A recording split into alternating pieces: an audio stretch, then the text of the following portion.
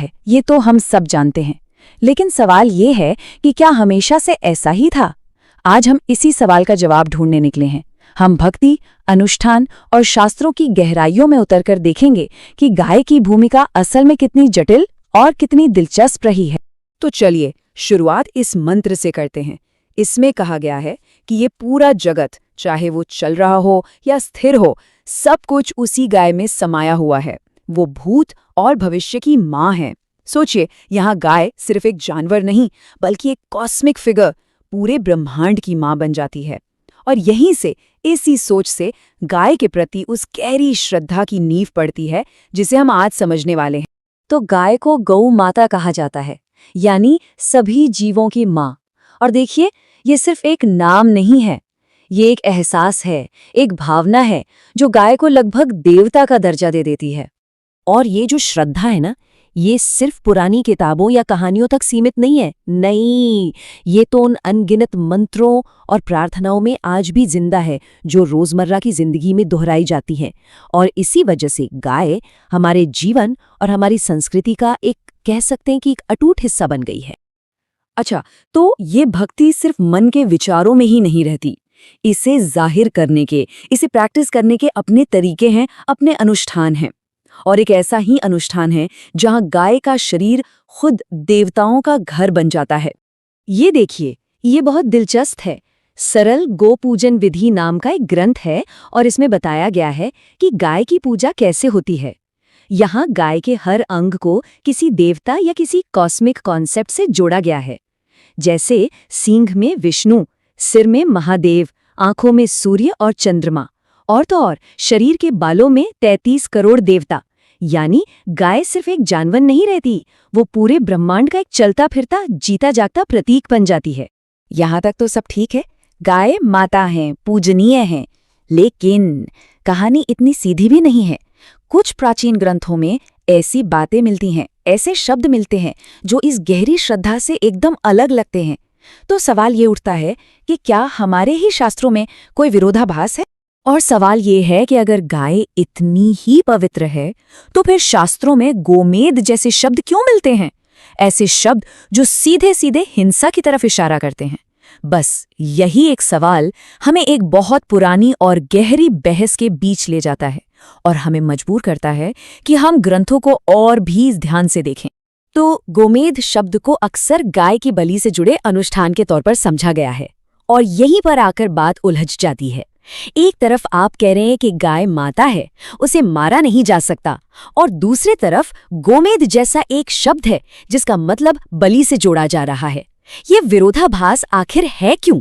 अच्छा, तो इस उलझन को सुलझाने के लिए एक बहुत ही दिलचस्प तर्क सामने आता है। ये तर्क वैदिक पशु यज्ञ मीमांसा नाम के एक ग्रंथ से है, और ये ग्रंथ कहता है कि असल में वेदों की भाषा को ही गलत समझा गया है। वेदों की भाषा तो खुद ही किसी भी तरह की हिंसा के खिलाफ है। कैसे? देखिए, इस ग्रंथ के मुताबिक एक यज्ञ या पवित्र अनुष्ठान के लिए जो असल वैदिक शब्द है, वो यज्ञ नहीं बल्कि अध्वर है।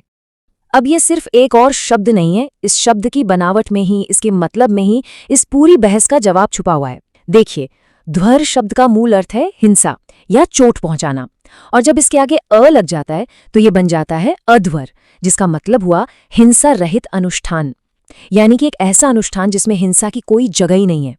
तो अगर सबसे जरूरी वैदिक शब्द का मतलब ही अहिंसक है, तो कोई भी हिंसक काम, कोई भी बलि असल में वैदिक यज्ञ हो ही नहीं सकती। और देखिए, ये सिर्फ आधुनिक व्याख्या नहीं है। प्राचीन चार्वाक दर्शन ने भी इस पर एक बहुत ही तीखा और लॉजिकल सवाल उठाया था। उन्होंने पूछा कि भाई, अगर यज्ञ में मारे जाने से पशु सीधा स्वर्ग जाता है, तो फिर यज्ञ कराने वाला अपने पिता की ही बलि क्यों नहीं चढ़ा देता? उन्हें भी तो स्वर्ग मिल जाएगा। ये एक ऐसा सवाल था जो उस समय भी इस तर्क पर चोट करता था। अच्छा, अहिंसा का ये जो तर्क है, इसे और मजबूती मिलती है उन नामों से जो वेदों में गाय को दिए गए हैं। ये नाम खुद अपनी कहानी कहते हैं। जरा इन नामों पर गौर कीजिए। अग्न्या, जिसका मतलब है जिसे मारा नहीं जाना चाहिए। अहि, यानी जिसकी हत्या न की जाए, और अदिति, जिसे टुकड़ों में न काटा जाए। ये सिर्फ मतलब प्यारे नाम या विशेषण नहीं है। मीमांसा ग्रंथ के अनुसार ये तो सीधे सीधे आदेश हैं जो पवित्र भाषा में ही दिए गए हैं।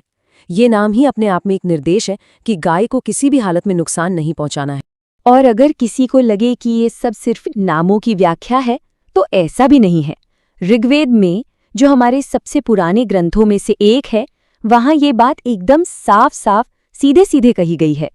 माँ गाम अनागाम अदितिम वधिष्ठ, यानी निर्दोष गाय अदिति को मत मारो। इससे ज्यादा साफ निर्देश और क्या हो सकता है। यही नहीं, वैदिक श्लोकों में तो गाय को नुकसान पहुंचाने वालों के लिए सख्त से सख्त सजा की भी बात कही गई है। जैसे कि यजुर्वेद में एक श्लोक आता है जो कहता है कि गोघाती यानी गाय की हत्यारे को जल्लाद को सौंप दो। इससे ये भी पता चलता है कि गाय की रक्षा करना सिर्फ एक धार्मिक काम नहीं, बल्कि उस समय राज्य का भी कर्तव्य माना जाता था। तो इन सब अलग अलग बातों को एक साथ रखकर देखें तो क्या समझ आता है? यही कि ये परंपरा कोई एक सीधी लकीर नहीं है। ऐसा नहीं है कि बस एक बात कह दी गई और सबने मान ली।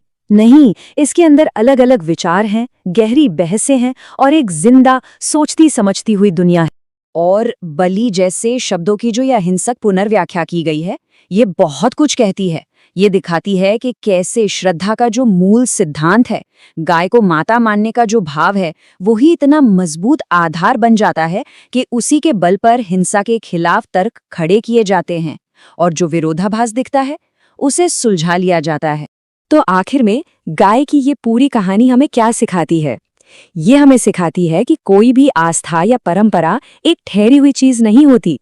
वो समय के साथ विकसित होती है, अपने ही अंदर के मुश्किल सवालों से जूझते हैं और नए जवाब तलाशते हैं।